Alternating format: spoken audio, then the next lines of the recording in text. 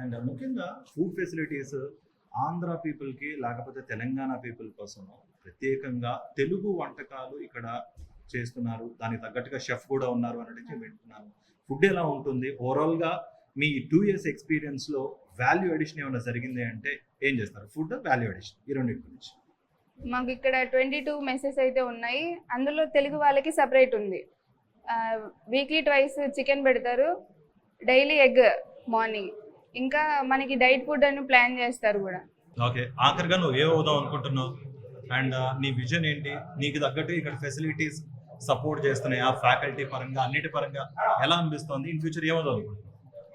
నేను ఫ్యూచర్లో software engineering అవుదాం అనుకున్నా. మా ఫ్యాకల్టీ కూడా మాకు చాలా బాగా సపోర్ట్ చేస్తారు అండ్ వాళ్ళు టీచ్ చేసే విధానం మాకు చాలా బాగా అర్థమవుతుంది. మాకు ల్యాబ్కి వచ్చి 20 మెంబర్స్ ఉంటారు.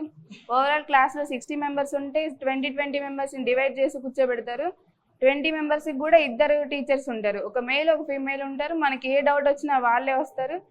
ఇప్పుడు ఆంధ్రాలో చూసుకుంటే వాళ్ళు ఎక్కువగా నోట్స్లో రాపిస్తారు అన్నమాట చాలా కాలేజెస్లో. మాకు ఎలా అంటే మాకు ఇక్కడ రాగానే ఫస్ట్ స్టార్టింగ్ డే నుంచి మేము ల్యాప్టాప్లో చేస్తాం కాబట్టి మాకు ఇన్పుట్ కూడా వచ్చేస్తుంది అవుట్పుట్తో సహా.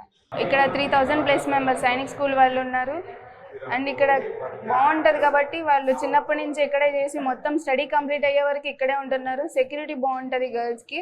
సో వాళ్ళు 5th క్లాస్ నుంచి మొత్తం వాళ్ళు స్టడీ అయిపోయి MS కూడా ఇక్కడ చేస్తున్నారు. వాళ్ళకి ఫ్యూచర్ బాగుంటుంది ఇంకా.